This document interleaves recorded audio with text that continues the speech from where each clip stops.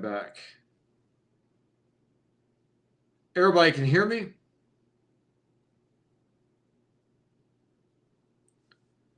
Yeah, I just don't know how to take off my echo because it's the first time like I said, I haven't learned how to set it up yet. But when I'm going live, but don't start yet. I'm setting everything up. I got to Okay, put you where on will all I the see platforms. the chat? You will. Don't worry. When Okay. they start joining, you'll see it just like me. But let me go. I got to set you on the platforms. Let me put you on Instagram. Yeah, you're gonna see it.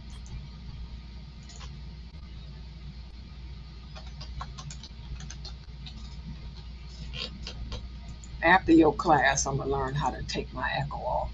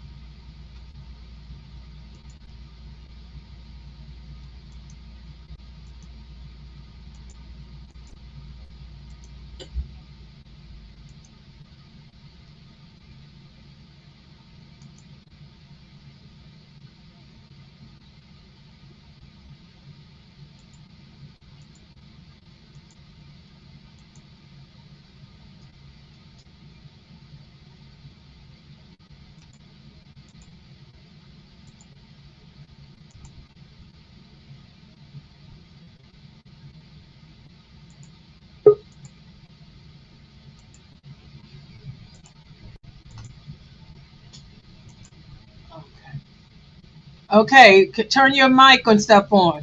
You turned your mic off. My mic's showing me that it's on. Okay, there you are. Now you on. I was trying Okay, to make it full screen, but I don't see how oh, to well, do I'll that. do that when I come off. You will be. Okay. Hold on. Okay, I'll control all that. I just added you to everybody. Let me On put my your phone, it's like only in a small box. That's okay. That's getting ready to change. Hold on. Hold on. Okay. Now you ready to go live? You ready to start? Because when I'm getting ready, when you see me get off, you can start. Okay. Oh, assalamu alaikum. Everybody, welcome back. Begin here today. Unfortunately, this week I didn't have a lot of time. I'd gotten back from California last week, didn't have really a chance to sit down and prepare something. So what I want to do is say a few things I've observed during this week that are quite on the comical side, not more as a serious side a lot of you guys are used to. And then I just want it to be your show. Keep the comments and questions coming in. We'll discuss anything that you want. I'll do it to the best of my ability. So things that you may have wanted to ask last week didn't get in, or the week before, let's just roll and go with that kind of format. But something I wanted to start off with is we live in an era really where I swear people are getting dumber, by the day, by the hour, by the minute.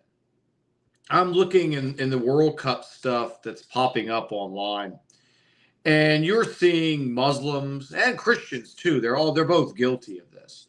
Is that whatever the result is in the World Cup match, it's proof or disproof of the religion. And I'm sitting there and I'm going, you've got to be kidding me. Is this how we've devolved? There was a Christian guy that posted, well, if the color of Allah is real, then why are all the Muslim soccer teams so bad? And it was in reference to Saudi Arabia and to Qatar. And Saudis took exception to that. Other Arab groups took exception to that. It just started becoming this kind of Twitter war, in a way, over a bunch of men in short shorts trying to kick a ball into the net became the argument for if Islam was true or not. And if this was something small, I would say, oh, it's nothing, it's harmless, move on. But we're talking massive amounts of people here. We're talking thousands, tens of thousands, millions probably, because I can't read the Arabic or the other languages were doing this. And Christians are quite comical because they were the ones that were bringing this stuff up the most. But the Muslims are not innocent of it either, because last World Cup they had in Qatar in 2022, I saw a lot of Moroccans in particular claiming that, Allah was with Morocco and that Morocco winning, or they didn't win, but they got farther, was proof of Islam. You don't need the Quran or the Sunnah. You've got Morocco out there kicking the ball in the net more times than the other guys, and it's proof of Islam. And, the Christians, I guess they felt they needed to retaliate for that. So it's been a huge online discourse. You can't look up soccer stuff in social media without seeing this ignorance. I mean, just pure ignorance. This is like the lowest common denominator. And why it was traditional in most societies that layman people did not discuss matters of religion, because simply they don't know what they're talking about. They will run their mouth and say literally anything and make whatever religion they're representing look like a complete joke. And you've seen this.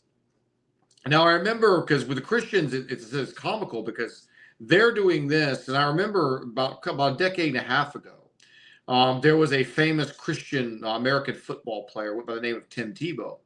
And every time Tim Tebow played, he would do the prayers, and the media and all the Christians would say this was proof that Jesus was real. Not Jesus real. We obviously, as Muslims, believe that as well. But the New Testament, I should say, was real because Tim Tebow was winning. And then Tim Tebow got to the playoffs that year, and he went up against Tom Brady, who is a neither religious man by any means, and he got destroyed. It was like 45-10 in American football, for you that are not familiar. That's pretty bad. And the Christians immediately backtracked, and they said, well, it's still real. He lost, but by him losing, he spread the gospel. So therefore, it's still proof. It was like backpedaling on the statements that they had previously made. And you're seeing Muslims do the same. And it's just as laughable. And I just wanted to share that in the opening. I've seen this happening now. We're in the second week of the World Cup, almost finished the third week. And it's just gone on and on and on. And it's also brought up something that I do want to talk about, more serious note, which is the hyper-tribalism that we are seeing developing now. And I intended to do this week something on a little bit of the history of Saudi Arabia, the modern incarnation of Saudi Arabia, and how we kind of got here. But it's a very big project. I don't want to get anything wrong when you're dealing with matters like this. So I need time to put that together. But we're going to go on a surface level that this tribalism that you're seeing over soccer is bringing to light things that are buried deep inside the souls of people. I remember a few weeks ago, I saw a post, and I don't know why it was shared with me. It was on my algorithm. It was a guy, he was posting different things that countries are known for. And when he got to America, he was talking about the big portions of food that you see on the plates. He did stuff for the French. With the English, he did their punctuality, their regimental, how regimental they are. And when he mentioned Saudi, he had said, beautiful women. And then you had other people of other Arab groups attacking this and talking about the women. And then you had Saudi people attacking their women.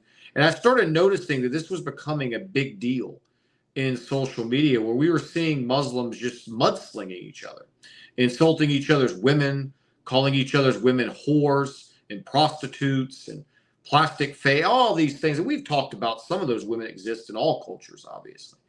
But demeaning Muslim women in this way, demeaning the men, in this way, over some fake territorial boundaries that were laid out more times than not by the enemy.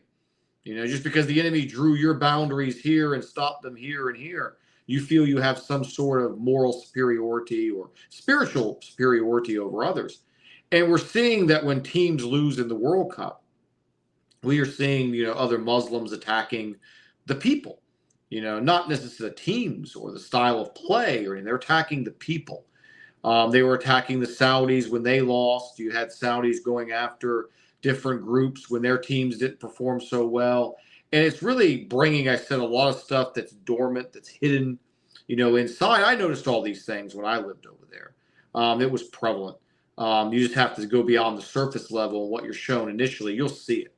You see the tribalism. We've talked about it on this platform numerous times. You see it in the masjids, where you look at the boards and you look at who controls the boards. There's usually always the same ethnic group.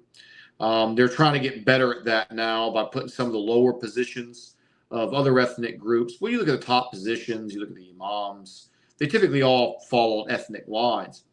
And people are now, I think, in our community are starting really to see this, for the first time, because something simple like soccer is bringing it out. You're seeing it. You're seeing the racism, that exists out there, and this false sense of superiority that certain groups, have over each other. That is not based on accomplishment. It's not based on how great the society is or not. It's based on their boundaries and what flag they have. And we're going to get, like I said, in the coming weeks, I intend to cover this, in more detail. We are going to look at how Saudi Arabia got to where it is today. Some of the things that I feel that need to be discussed with what we call Wahhabism, which is a very broad term that's lost a lot of its meaning. When people talk about a Wahhabi, they don't really know exactly sometimes even what that means. Specific ideology, specific group of people following a certain individual. You'll see people labeling a Wahhabi as just simply someone who believes zina is haram, or someone who believes that drinking alcohol is haram. Say, oh, you're Wahhabi. It's become so loose that we've kind of lost, the meaning of it, what the term really means. Because a lot of the people who really subscribe to the ideology I'm going to talk about, they will deny it. They will say, what was a Wahhabi? That doesn't exist. What are you talking about? You're making it up. And when you outline what those tenets are, it's pretty clear who you're talking about. They know who you're talking about. And I want to cover that. Like I said, I'm going to do it justice. We're going to cover it in details, because a lot of the sources of our problems stem from a movement that began that part of the world a couple of hundred years ago. And people need to know the history. It's becoming common now in the online Muslim social influencers to talk about this. I was talking about this back in 2012. I didn't have a platform to share. And I was pretty much cast out, told to shut up. It's not your place to speak about these matters. But recently, Daniel Hakikachu did his documentary, and it got the ball rolling. I mean, he really did good work there. Not everything is correct, as anyone's going to make mistakes. But overall, very well done presentation. And that got other people engaged, and it's just kind of getting a snowball effect now.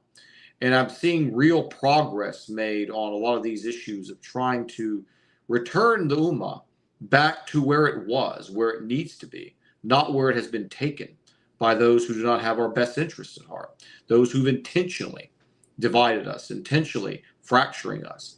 When we put all of our resources together, we're strong. But when your resources are fragmented among 50 to 70 different nations, you become weaker. And when you're looking at yourself as that's for us, not those people, these, and you start breaking up the Ummah, you're going to obviously have a lot of problems. So that's just coming down the pipe. So please, let's have some discussion. Let's have some questions. Pump them in. Let's see what you guys have on your mind, and let's share some ideas and talk.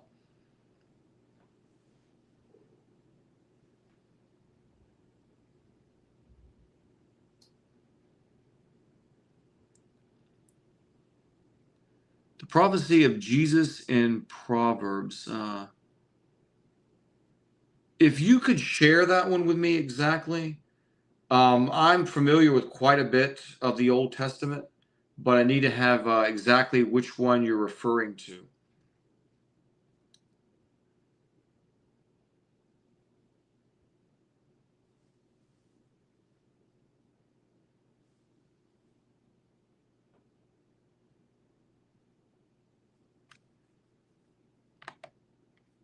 Go say right.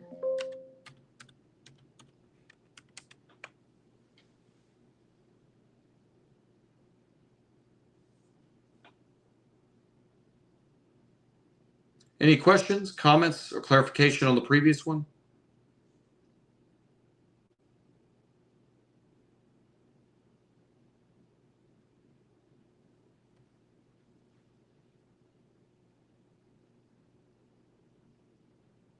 Oh, someone asking about basically the comments on the Trump lawn display. We did speak on this last week. Trump did do something, if there's follow up to it, that was good this week. I'll share that first and we'll move on to this. Trump is calling for an inquiry into the oil companies because they're gouging us. It's obvious. Oil prices were down to a little bit over $70 a barrel. Last time we saw $70 a barrel, we were paying in the twos. Now we're paying in the mid threes to the fours. Just the other day, I watched all the gas stations. I work in one state, I live in another. I commute across the boundaries every day. So I'm seeing both the states, different gas prices. They're all at the same time raising the price by literally 40 cents. It's obvious collusion. And any kind of inquiry, if this goes anywhere, this is good, at the end of the day, because why are we paying $3.50 in this area I'm in right now for gasoline when the price was this just a little bit ago and we were paying $2.30, $2.40? It's called, because they're stealing, it's collusion. It's the same way you see Coke on one vending machine, Pepsi on the other, and you see basically the price is exactly the same because they're obviously colluding, with each other to gouge us. So back to the lawn thing that he wanted to talk about. I was expecting, honestly, as we're approaching July the 4th, there would be more of a celebration, if you will, of the history of the country, the good and the bad, obviously. There has really not been much going on. So they organized this UFC, which I talked about this last night, the same way the Muslims were doing the stuff and the Christians I was talking about earlier with the sports. They were doing it with MMA. I remember when Habib defeated Conor McGregor. Conor McGregor is a piece of waste. I mean, he's a degenerate, low-life, rapist, alcoholic. I mean, there's nothing good about this man. And Habib, being a Muslim, had beaten him. And all the Muslims were saying, MashaAllah, this is proof of Islam, and things like that. It's human cockfighting. That's what it is. If you look at the guys that are in the ring, they're pretty much at this point interchangeable. It's like tattooed filled guy with tattoo number one against tattooed guy number two. Punching another man in the face for a living. I mean, I would figure in 2026 that humanity would have been to a point of progression that we would no longer get entertained by watching two men punch each other in the face. But we're still here. In 2026, we're still here. We still have people punching each other in the face for money. I mean, it's unbelievable. And the guys that are making the real money are the guys that are sitting there gambling on it. I mean, these fighters, they make money better than the average person does at their day job. But they're making nothing in comparison to the people that run this racket. I mean, billions of dollars. The UFC's valued, I think it's about 15 billion, something like that, it was sold for. And it's just human cockfighting.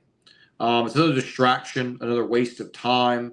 It shows, again, that, aggression and violence is an admirable quality, in the modern world. It's antithetical to Islam. Islam encourages bravery and encourages masculinity, but not senseless fighting and, especially for money, or for prize. And Trump is a carny salesman. We talked about that last week as well, that he was working with the WWE, before. Before he was president, he was on reality shows. He's a performer. He loves the attention. This stuff fits right in, with him. And I just don't think it's something any country should be celebrating. Like, hey, let's celebrate our anniversary by having a ring set up in a cage and putting two men in to punch each other senseless for, 25 minutes. And of course, there's an art form in it. These guys are well trained. I mean, no one's saying that. But the core matter is your goal is to knock a man unconscious. What is knocking a man unconscious? It means you rattle his brain into his skull. That's the objective. Good job. You rattled his brain into his skull. You're going to save humanity from the plague. You are going to bring peace to the world. You're going to bring great systems that can lead us to education and prosperity by rattling a man's brain into his skull until he's unconscious, or making him give up because he can't breathe. I mean, again, 2026, and we are there. We have not moved on. I was saying to somebody recently about the Christians and the icons that I would have thought many, many years ago that by this point in time, that when you saw people would be walking around with drawings and praying and doing supplication to drawings, that this would have died thousands of years ago. But it's still going on. You still have Christians putting up drawings and praying to these people, these saints.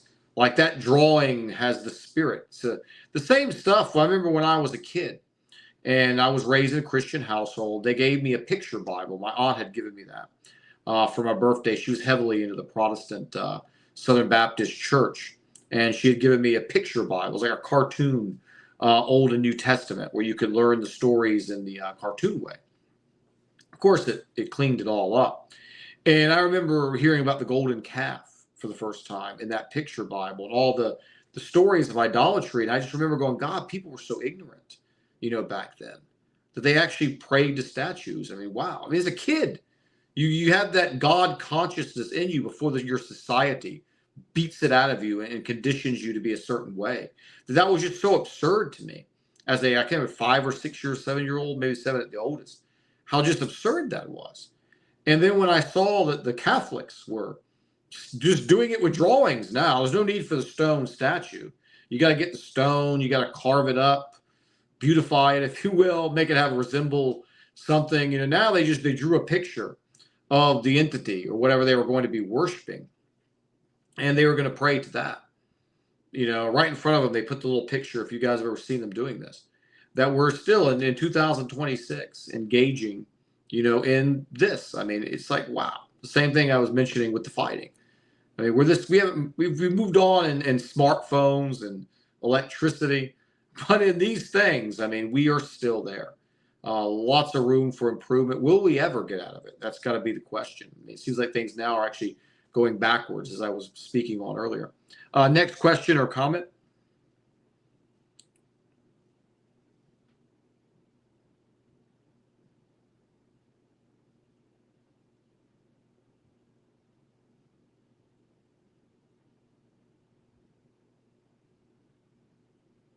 He was detained in the airport in the USA and Canada for football match. U.S. didn't allow him.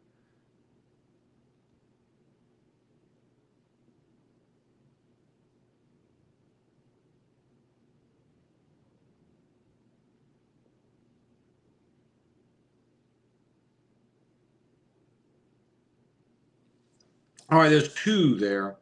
I want Sister Layla to help me where these questions can be seen later. I know you're talking about on that one. Daniel Hakikachu has been accused of, because he's from Iran. I've never seen Daniel Hakikachu make any pro-Shia statements at all. He's distanced himself from core Shia, beliefs. That's kind of a slander. We'll get into that as we go on. But Muhammad ibn Abdul Wahhab's record, it's indisputable. I mean, there's no disputing it. It's a path of murder and mayhem, killing innocent Muslims, takfiring them. Those matters are a fact. What I'm going to do, we're not going to talk about the Aqidah issues. We're not going to go into the scholarly debates. What we are going to do is we are going to look at Muhammad ibn Abdul Wahhab as a human being, as a historical figure. We are going to look at how the Saudi state came to be. We are going to look at the truth. We're going to look at the partnerships that were made. We are going to look at how this was used to weaken the Ottoman Empire. That's how we're focusing on it. I always leave the scholarly debates on the deductions from the Quran and the Sunnah and these positions to those people. I'm focusing again on things from a historical perspective. So we're going to look at it from that way. And we're going to see that the history there is nothing to brag or boast about, nothing positive. In fact, it was interesting. Years ago, I was in an Islamic online university taking basically an Islam. I was on my path to getting a bachelor's at the time in Islamic studies. Simply, real life happened, and I was never able to finish. I got through 2 years. I was halfway through, and then I never could go back, so I had to restart again. I got frustrated and all that. And they had asked me to write a paper on Muhammad ibn Abdul Wahab. And I knew by the way the teachers had presented him that if I wrote a truly accurate paper, I was probably going to just be failed. This is obvious at that point by the way they were describing him. And when I was doing research, trying to write something good, trying to find something good, thinking maybe I'm wrong, I couldn't really do it. It was very difficult to find something positive outside of something that was written with Saudi propaganda in mind that was completely lying in most cases. So that was something very difficult to do. I just really was struggling to try to write something neutral or positive because the overwhelming amount of the data and evidences were negative in terms of what they did to that region and the people in that region, particularly in Taif, Mecca, as well, Medina. And we as Muslims are dealing with that to this day. Imagine you want to go to Hajj, you want to go to Umrah. You're at the mercy of someone else to fulfill one of your pillars of Islam, both financial mercy and their own decisions. One of the things that they do commonly is if someone speaks out or is just critical of the government, they'll just ban the visas. You're not going in there, anymore. I mean, this is, again, they're weaponizing this against dissent and against criticism. And again, the Hajj, I mean, how much money you are expected to pay to go to Hajj versus the services that you're provided is a huge, huge moneymaker for that country. And it was not like this before. It was not like this when the Ottomans were controlling it. It's become a money racket. And you look at what's happening around Mecca now. When I was in Mecca, twice I went to Mecca. Once was the end of 2011, and the other time was in 2014.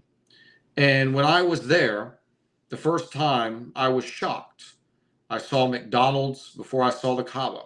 I saw KFC, the Colonel, up there before I saw the Kaaba. When I went and I did my Umrah, we were leaving, and I went inside to the little mall area they had across from one of the entrances. And there was Paris Hilton stuff in there. And it's like, are you kidding me? In Mecca, it's Paris Hilton, of all things. I mean, what's next? Nicki Minaj? I mean, it'll be there if this stuff doesn't change, if it hasn't already.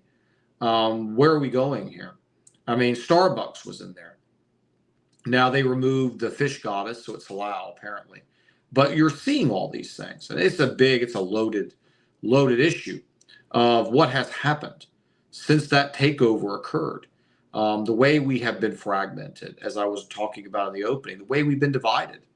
A lot of the Arab supremacy that you're seeing coming out. I did a lecture on this gentleman, Hakeem, about a year ago, with the Arab supremacist comments that he made. This stuff has been festered and growing over time due to that regime being in power and how the narrative is being controlled.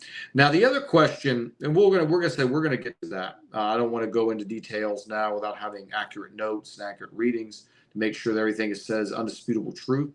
The other gentleman was talking about, the Qatar gentleman that was detained.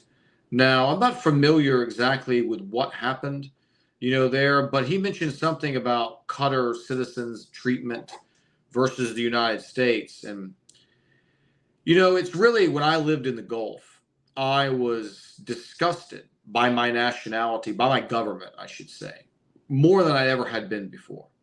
When I saw the way that the Gulf states treated their own citizens compared to the way our government treats us, it was night and day, especially Qatar and Emirates.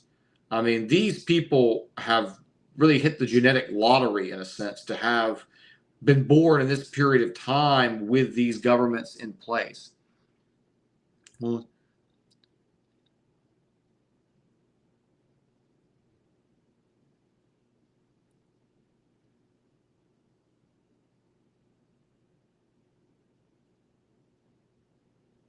oh, well, we're not always insulting the companions. I don't know. I don't understand really the question here of how that relates to what we are discussing. If you can clarify that. But we are going on to, again, about the citizenship treatment. We have more oil in the United States than those countries do. But yet, what happens is one of the signs of an occupied state is when your resources are privatized and private companies become public companies. They own your oil and gas, they own your water, and then pretty soon they're going to charge you for the air. I've called that for years. It's coming. Um, but you look at like what Qatar or Emirates have done with the wealth that they had. It's all been government run. Wealth has trickled down into the people. The people in Qatar, Qatari citizens, live very financially secure lives. They're able to research, learn, grow. They're not like us, where our government, everything our government does is to harm us. It is to keep us in bondage. It's to keep us low.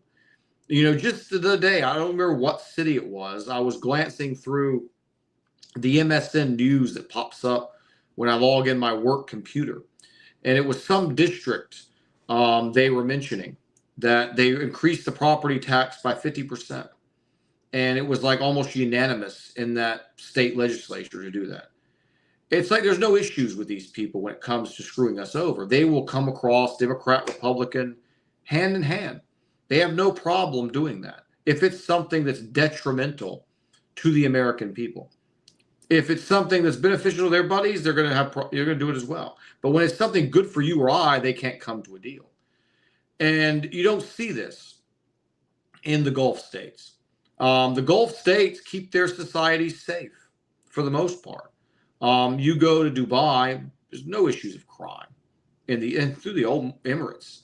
When I was in Saudi, they had problems with traffic management and road safety, but they didn't have a problem with crime because they're still dealing with the criminals, unlike what our government, who actually encourages the criminality.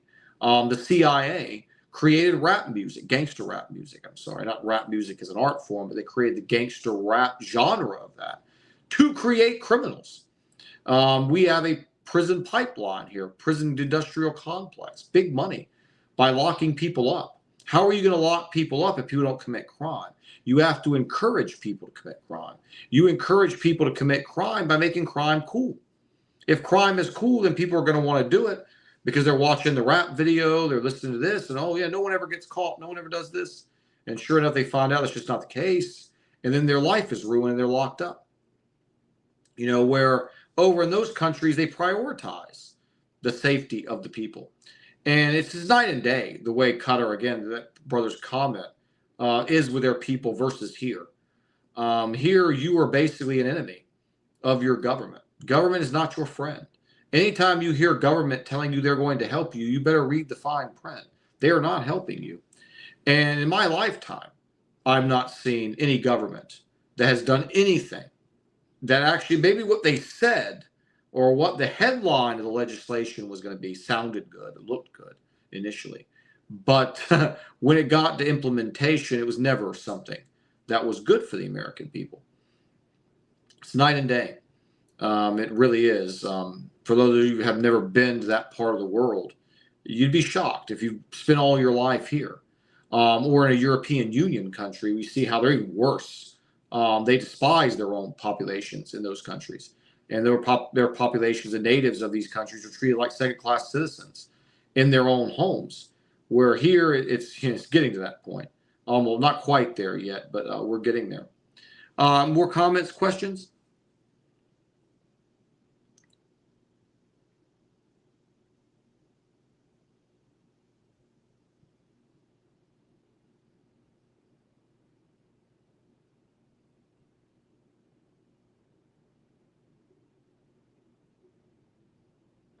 Don't see anything coming through. Let me see if I can go back and up.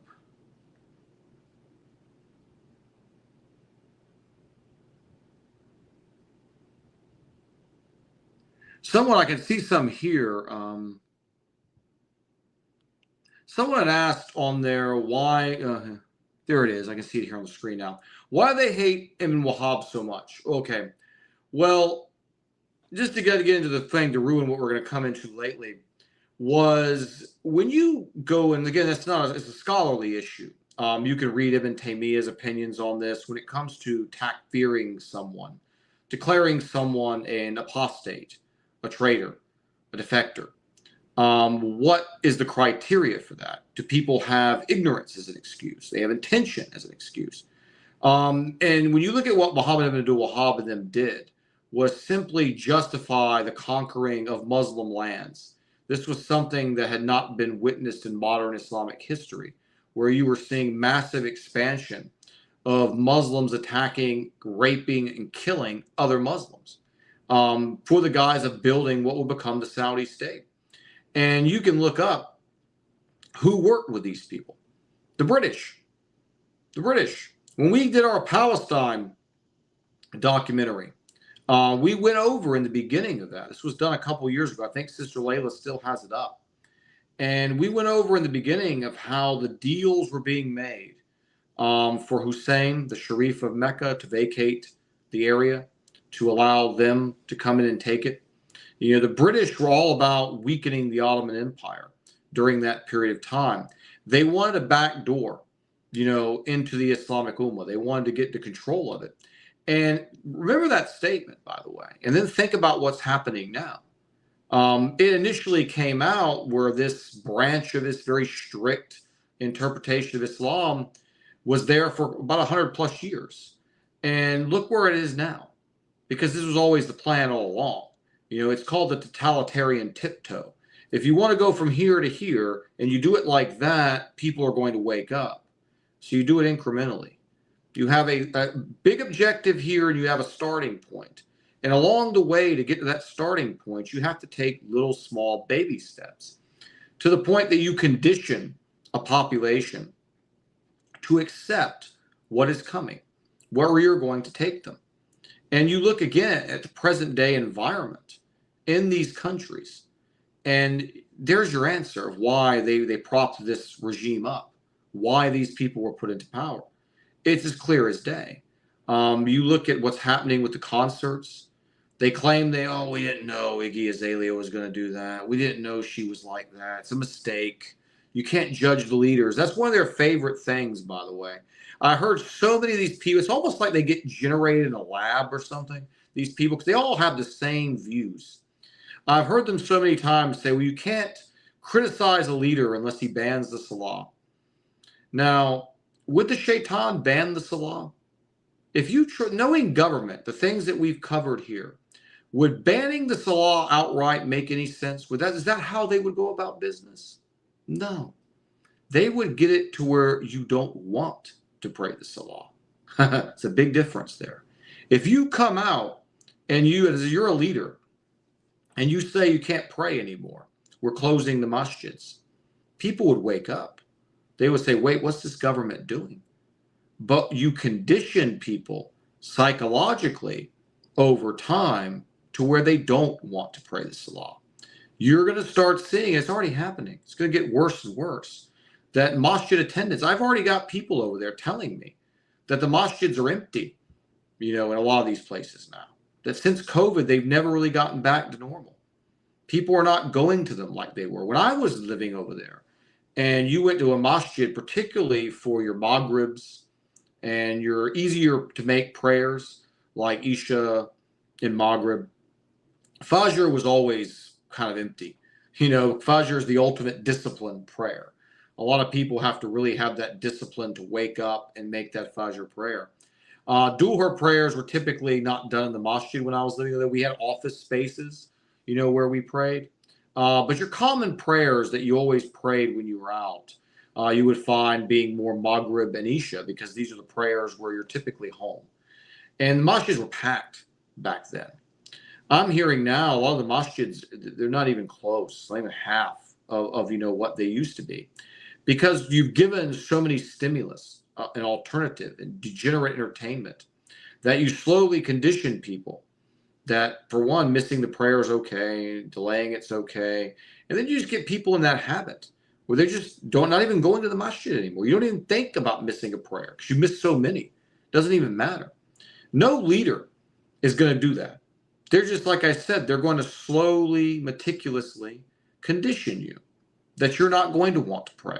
They're going to get you off the religion. Look at the Christians with adultery. In 1950s American television, what went on was they wouldn't even show a scene in a television show for the family of the husband and the wife of the show in the same bed. They would show scenes in the 1950s. People look this up. This was how they used to do it. They'd have two separate beds, because it was like they didn't want to show anything indecent. You get to the 1970s, they started showing married couples still laying in bed together on these shows. You flash forward to now, you don't even see married couples in a lot of these shows. These are people that are sleeping together who are not married.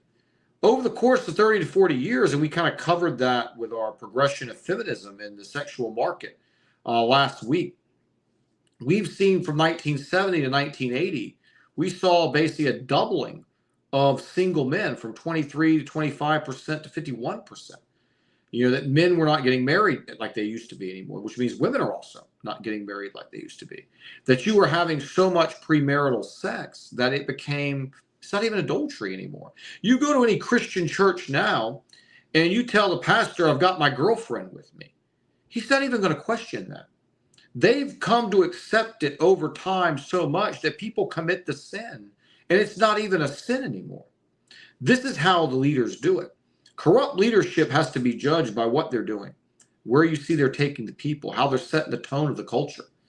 And when you're bringing in rappers and you're bringing in this, and I've heard also from people I know that are living over there, the television shows in Saudi have been mocking hadith, making jokes about, like, the religious character in some Saudi television shows is made to look like the clown. And this is the same playbook they used here.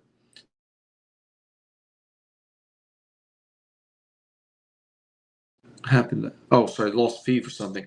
They used to have guys come on American television shows and comedies and basically make fun of Christianity by pretending to be a stupid Christian. So people could go, ha ha ha ha, look at the dumb Christian. That's who I don't want to be. I don't want to be uncool like the Christian guy who's moral. And you're seeing this kind of same depiction is taking place. It's the same people, the same playbook. And they're going to start making the religious figure look like a clown. The sheikh, the imam, the religious man is made to look like a fool, a clown, a hypocrite. You see the music, obviously, what it's saying in its lyrics, the way things are going with that, the openness now of the society. It's not uncommon now to see Saudi females fully undressed. When I was over there, it was mandatory you had to wear an abaya. Women could not go out in public revealed. Hijabs, they didn't enforce that, but the abaya was mandatory. And now you're not even seeing any of that. So we talk about Muhammad ibn Wahab. We have to, again, look at it from a historical standpoint, where it was, what was the reasoning for this, what the partnership brought, what were the tenets of that partnership between Ibn Saud and Muhammad ibn Wahab, and how all of that has put us in the place that we are in now, where the Muslim world is weak and it's becoming a carbon copy of the West, but at an accelerated rate, because the propaganda techniques I've been describing now, I'm showing you how they're using the exact same playbook. They perfected it here over the period of 50 to 60 years. So when they've given it to them, it's happened at hyperspeed. It's happening so fast. The generation gaps that are occurring over there now between the fathers and the sons is what a generation gap was in this country between a grandmother and the grandson. It's a huge gap. What you're seeing, how the young people are behaving, what they're embracing, and all these things. So there's a lot of layers to this. And my reason of being here is to let you guys, or help you guys, to think on another level, to understand what's going on here, how things work in this world, how they condition you. These are advanced people that we're talking about, masters of psychology. They understand how to manipulate the human being. They understand how to use your desires and your core instincts and needs against you, how to motivate you to doing what they want you to do.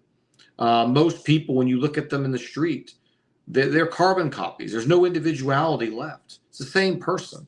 You meet the guy right here, you meet the guy down here, they might have a little bit different backgrounds, so it's the same person.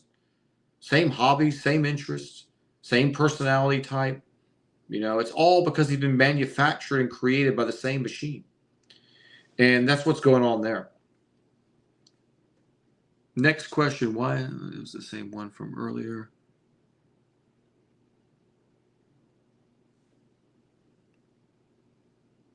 I can see any more here.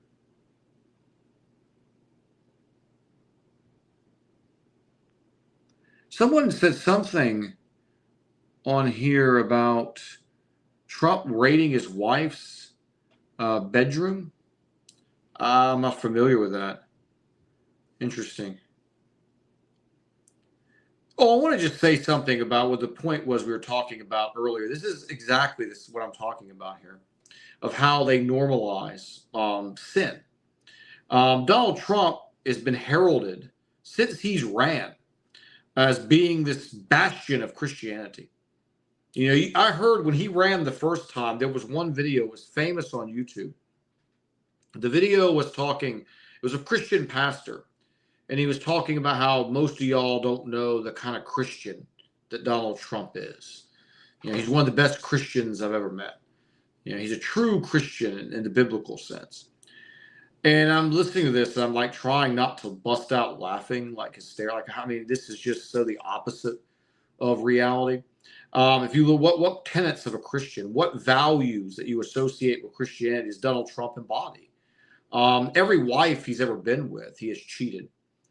He's committed adultery by his own admission. This is not me speculating. By his own admission, he's committed adultery all his life, cheated on every wife he's had, has ripped people off, has lied, and has done just about every sin outside of murder. And that's, again, we don't know there. I mean, if you can consider ordering someone to bomb someone else as murder, then obviously you could possibly add that one to it as well. It's a big gray area there. But what about this man as Christian? I remember when he was one event a few years ago, he was holding the Bible upside down. And anyone familiar with Masonic, Luciferian Brotherhood members, upside down is a big thing. If you looked at when George Bush, when the two Twin Towers were being demolished internally on 9/11, they had formed George Bush. He was sitting with the kids, and he had the book upside down that he was sitting with the kids with. Now, the media obviously knew people saw this. So what they were saying was, oh, well, look how dumb Bush is. He's so dumb, he's got the book held upside down. I don't care if your IQ is 65 and you can read on a third grade level. You know when you're holding a book upside down. It's obvious. George Bush was doing satanic, this is a ritual. And Donald Trump is out there holding that Bible, upside down. And again, this is for votes, but it's also programming, because what they're doing is they're normalizing. If you can attach Christianity to adultery and the things that Donald Trump has done, you're not going to see a problem with being an adulterer. It's like I said, they make the sin not a sin anymore. And the same thing will work with our religion as well. They've got all these imams now are coming out, well, I support LGBTQ. I support this and that. This is Islam. The Prophet Muhammad ﷺ was a feminist. He would have supported the National Organization of Women and all of their desires and demands. I mean, it's completely laughable. But they've got to this Muslim 2.0 series I did about a year ago when I talked about what Muslim 2.0 was. Muslim 2.0 is nothing more than what Christian current is. It's just a name that I gave because they're modifying through people like Sneeko. They tried with Andrew Tate. He was going to be the big guy, but Andrew Tate took so much backlash because of how he just couldn't hold it. He was too fake. He just can't not put his foot in his mouth. Andrew Tate's Islamic experiment lasted about 6 months, but the Muslims died for this man defending him during that time. Then they went back to Sneeko and some of the other ones to further hammer home Muslim 2.0, because what is Sneeko doing? He's getting OnlyFans models on his stream. He's getting the numbers of OnlyFans models on his stream. It's haram. It's not Islamic behavior. He's doing it on camera. He's been a Muslim now for 2 years. He doesn't know this is haram. Doesn't know that to market things like that is haram. but yet he's doing it because it's about normalizing it again. So like the same way that Christian man had no problem saying that Donald Trump embodies true Christianity because he's got a Bible in his hand. All you're going to have to do is just say, yeah, la ilaha illallah is a great Muslim right there. Well, what does he do? Oh, he commits adultery. Yeah, he makes mistakes. So he does this. Yeah. But he said, mashallah, he's got a Quran up there. He is a great Muslim. And your children see this. The young people see this. And they identify with that. Well, Sneako's doing it. That guy over there is doing it. Those guys are drinking. And again, this is psychological programming. All these kind of things we've talked about, they kind of overlap. When you look at Trump, his behavior, you look at what's going on in Saudi Arabia and the Emirates, you look at all the stuff I was talking about, what's happened from the Saudi state, the Muslim 2.0, the progression of how a sin becomes completely societally acceptable, over time, the way they did with Christianity, with adultery. I mean, you go ask the average Christian girl. One guy asked me one day, and my response was, what's the difference between a Christian girl and a non-practicing Christian girl? The Christian girl probably has, intimate relations with 5 guys in 3 months, while the non-practicing Christian girl has 30 in 3 months. There's no difference. Maybe the volume, but the behaviors and the intention and the tolerance of bad behavior, sinful, destructive behavior is exactly the same. There's no difference between the two. Any other questions before we wrap it up?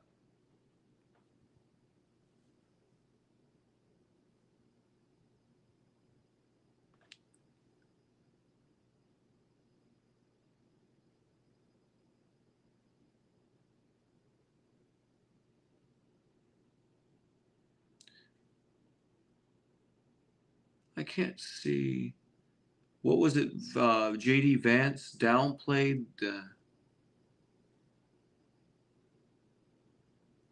So the Watergate of Nixon. Interesting. I did not hear that, sister.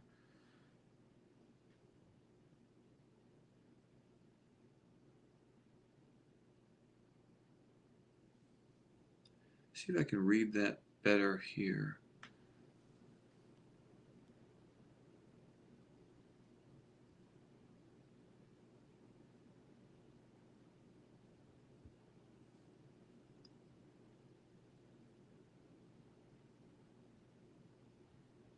Someone just said about a guy with a Facebook comment here. Jeffrey Donaldson, leader of the one Protestant political parties, has been convicted. Yeah, and to the J.D. Vance thing, I can't comment on that one. I don't know much about what went on with that. But you're mentioning a Protestant.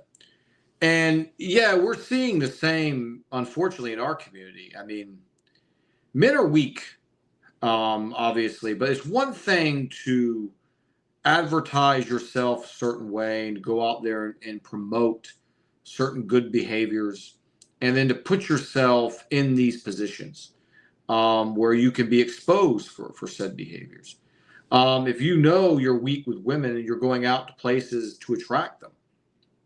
And one of the key ways, and I highlighted this in the when I was covering basically the Zionist takeover of the United States, one of their main tenets was sexual blackmail. This is the 1700s, with Adam Weissaup's courier got struck by lightning by the grace of Allah subhanahu wa ta'ala to bring us this news. And it's totally a divine act, if I've ever saw one. Couriers carrying a plan, because back then you didn't have text messages, you didn't have encryption, emails, nothing. You carried stuff on horseback, and the courier got struck by lightning. And the documents were found. Of course, they were dismissed because the people that found them in the governments were working with them, so they didn't want that stuff to get out. But later on, it did. And sexual blackmail was a big component of this. And when you see a lot of these prominent figures getting busted, you don't really know, was it a sexual blackmail scandal and he just simply didn't pass the test? No, numerous times.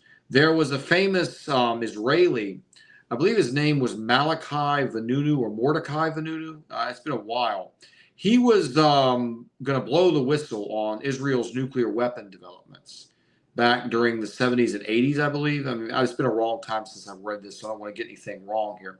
But what had happened with him was that he fled to Europe, and the Mossad had gotten a beautiful woman to befriend him and start a relationship with him and to privately meet him. And when he privately met her, that's got to be the biggest change of emotion in human history. You're going there to meet a lady, and then the next thing you know, you've got guys clubbing you on the head, and they put him in a private plane. They threw him back to Israel, and he's still there in a cage to this day. Sexual blackmail is a big, big weapon. It's one of their ace cards. If you're going to be in government, in positions of influence, religious leaders, you've got to protect yourself. They'll send women at you. It's a possibility. I don't know enough about this case. A possibility to basically get you to toe the line. You're going to say in there what we want you to say, or this stuff's going to come out. A lot of it's just hypocrites and weak men doing weak things. But a lot of times these men are involved in blackmail operations. And they've got you at that point, because unless you're going to be publicly destroyed, they're going to, you're going to do what you want. Oh, you're going to promote LGBTQ? Yes, master, I will. Keep that away from my wife and kids.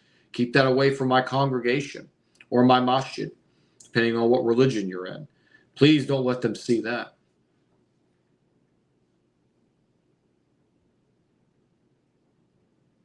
Let me see if I can read it from here better.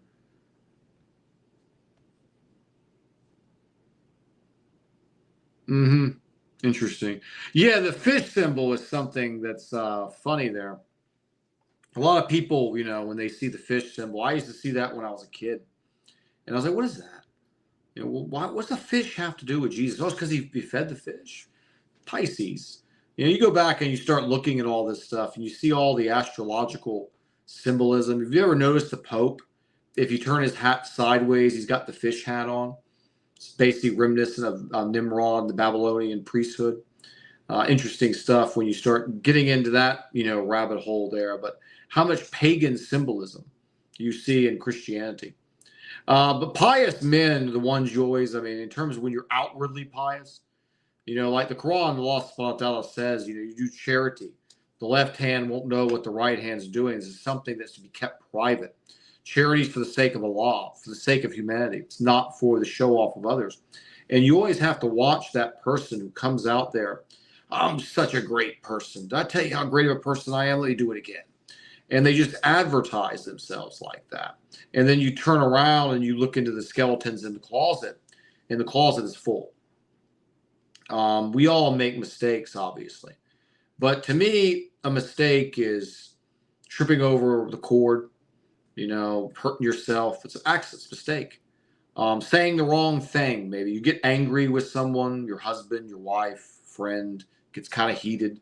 I call it when your blood is up. When your blood is up, you may say the wrong thing. You may say an insult that immediately you want to take it back. That's a mistake. But when you do things that take time, planning, it's not a mistake anymore. We're giving people too many excuses for these things.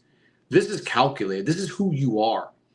You hear all the time the guy killed somebody or robbed a house. I made a mistake. Everybody learns from mistakes. You put a knife to somebody's throat. You did this or that. It's not a mistake. That's a deliberate action. You chose to do this. You have it in you to do this. You had it in you to commit the adultery. You were not loyal. You were as loyal as your options were. You had no love or loyalty to your wife, or you would not have done this. If you have a weakness to women and you want to be loyal to your family, you stay away from situations on purpose where you're going to get women. I don't want to be involved in that lifestyle. And guess what? I don't go to bars, or I don't go to nightclubs. I don't go to places where those activities might happen. I go to work and I come home. The end. I don't go out and mix up with things like that. When you're doing that to attract those people, then again, you're responsible. You cannot use the mistake card, anymore. You did it. And we give too many passes in modern society for bad behavior. There's a reason the law has very strict punishments, in the Sharia. Law obviously can forgive you for everything but shirk. But there's a societal punishment that must be paid for certain behaviors. It cannot be annulled after it's evaluated, of course. So interesting stuff, there as always. I used to call those people hypocristians growing up because they're prevalent, particularly in Protestant, circles. Then we learned about the Catholic Church. We're like, maybe it's not just the Protestant church that's as hypocritical. You've got the Catholics with all the scandals that have gone on there as well. Now, again, we're not immune to it either. Sister Layla has exposed on this program many times about some of the abuses that have happened to Muslim children in masjids inside the United States by deviant individuals. So it's not just them, but it is very common, openly among them at least.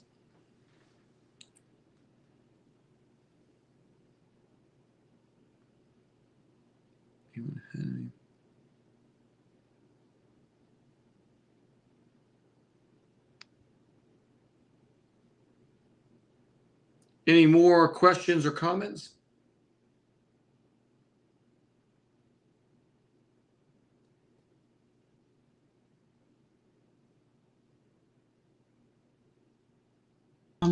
I think that's all, Brother Yusuf.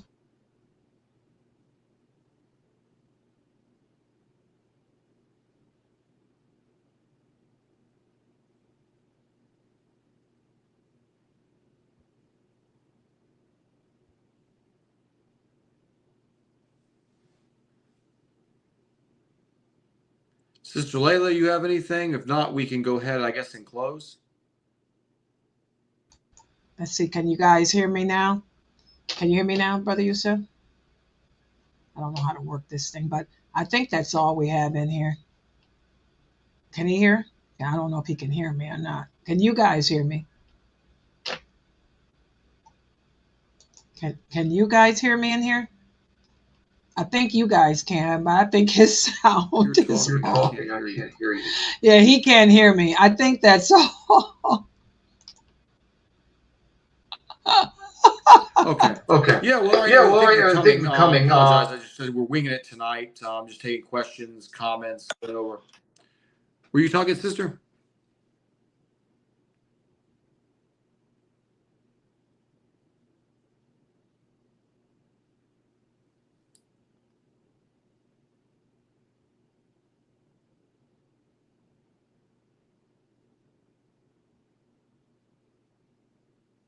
So yes, thank you guys for coming out. I hope you have a blessed one. Jazakallah khair for being here as usual. Just winging it tonight. I had a very busy week. Inshallah, next week I'll be back to my normal game. We'll have basically a presentation ready for you with some facts, figures, data, going over something. But then we're probably going to go back to the Saudi thing if we have time. If I have time this week, it's very open, obviously, discussion there. If not, we'll just go through. If something big happens this week, we got our stock market war. Once they said they got the agreement, everything started coming down. Then they don't have an agreement. And I said, people are continuing to make billions of dollars flipping this market. That has continued to go on.